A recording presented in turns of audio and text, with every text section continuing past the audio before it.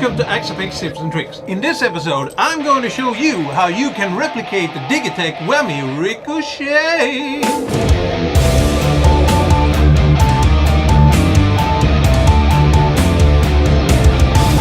Hi, I'm Max Haze from the band Digitech. Today, I'm going to show you something that I've been wanting to do for a long time now. It is how you can get something to rise in pitch when you press a button on your pedal board. I was able to do it before so that it would jump up to the higher value, but with this method that I'm going to show you now, the effect can rise as fast or slow as you want it to. It will sound something like this.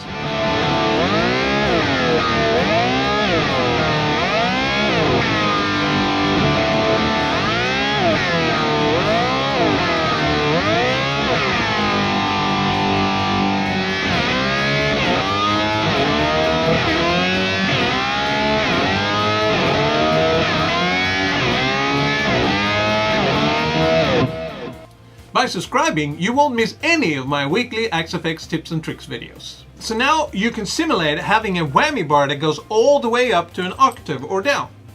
The first thing we need to do is to set one of the pedals on the pedal board so that it will engage when you press it, but will disengage when you release it.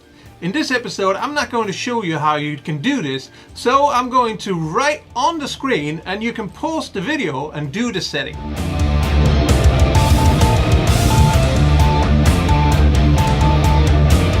We'll bring up a pitch block and there we will go to the control to select external 8 as our source. I have already programmed the MIDI pedal board button to send on external 8, so you need to choose what value you have selected to the pedal that you're using. Because I want it to rise in pitch, I will select Add Whammy and set the start to 0 and the stop to 12. So now comes the fun part. If you click the button on your pedal board just using this setting, then the effect will just jump up to the higher value. So now we will right click over the control again. The whole secret is in the damping knob. This delays the rise. So by selecting this to a higher value, it will take longer to reach the maximum height. One thing that the Digitech pedal has is an option to set how fast it will go back. With your FX, it's the same time going up than coming down. But there is a workaround for this. As you might have seen in my tips and tricks videos about the whammy, I don't like to have the effect on when I'm not using it, so we will try some different settings with the auto engage in the edit block. I want the effects to turn off when I release the pedal, and one way of doing that is to use the auto engage. Now you can hear that it will close the effect when the pitch comes down.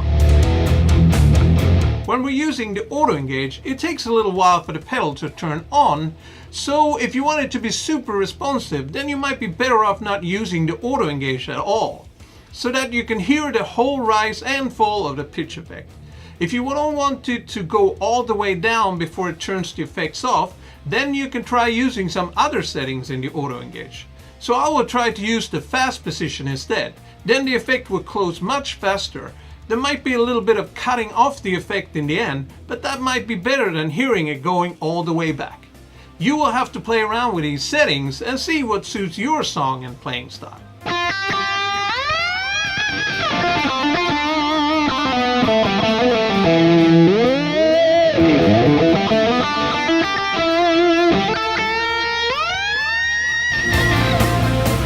Well, I'm really happy that I didn't have to buy the Digitech pedal to be able to do this.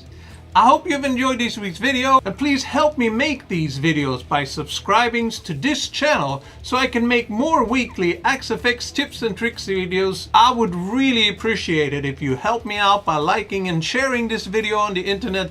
And as always folks, use it for good, not for evil.